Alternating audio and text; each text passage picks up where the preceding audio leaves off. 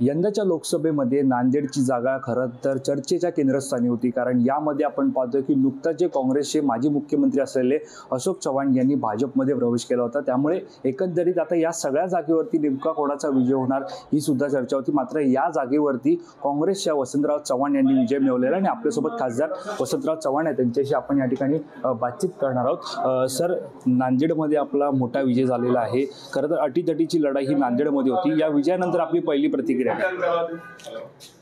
नांदेड लोकसभेची निवडणूक लागली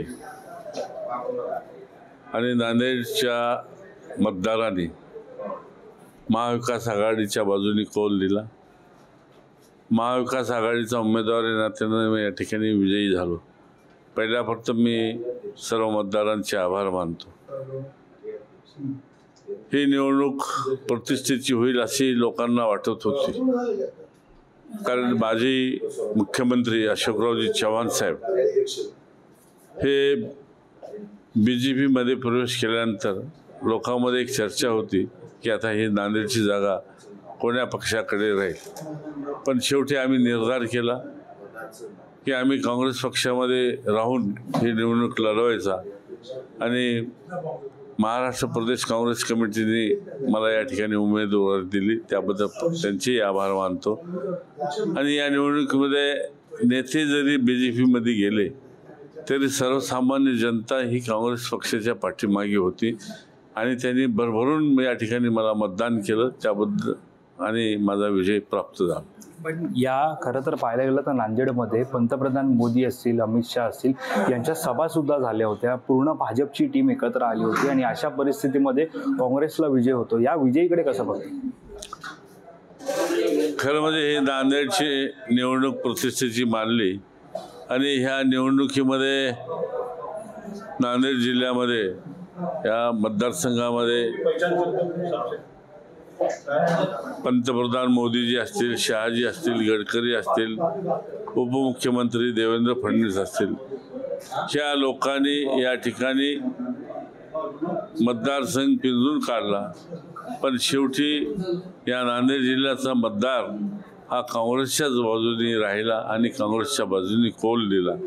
त्यांनी प्रतिष्ठेची केली होती, पण सर्वसामान्य माणसांनी दाखवून दिली की सर्वसामान्य मतदार जो ठरवतो तोच या ठिकाणी विजयी होतो। बरं, भाजपच्या या सगळ्या रणनीतीवरती तुम्ही काय सांगाल? कारण का ज्या प्रकारे प्रचार होता, संविधान बदलणार असं तुम्ही सांगत होता, विरोधक म्हणजे तुम्ही होते काँग्रेसचे, परंतु त्यांनी ज्या प्रकारे प्रचार केला होता, प्रचारामध्ये हिंदू मुस्लिम असेल असंही समोर येते की फतव्यांमुळे तुमचा विजय झालेला आहे। अनेक जे काँग्रेसचे उमेदवार जे जिंकलेत किंवा महाविकास आघाडीचे जिंकले, त्यामुळे फतव्यांचा त्यांना खूप मोठा फायदा झाला आणि जे फतवे निघाले त्यामुळे तुम्ही विजयी झाला।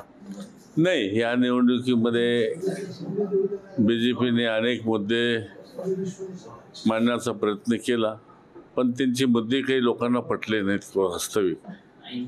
आणि मुस्लिम समाजाची मतदार असतील किंवा इतर समाजातले मतदार असतील, त्यांना ह्या BJPची रणनीती पटली नाही आणि ते रणनीती पटली नाही म्हणून त्या लोकांनी आज काँग्रेसच्या पाठीशी बळ देऊन या ठिकाणी मतदान केलं, म्हणून हा विजय मला प्राप्त झाला। एक शेवटचा प्रश्न आहे, नांदेडच्या जनतेने तर आपल्या बाजूने कौल दिला, सर्वप्रथम काम कोणतं हाती गेलं?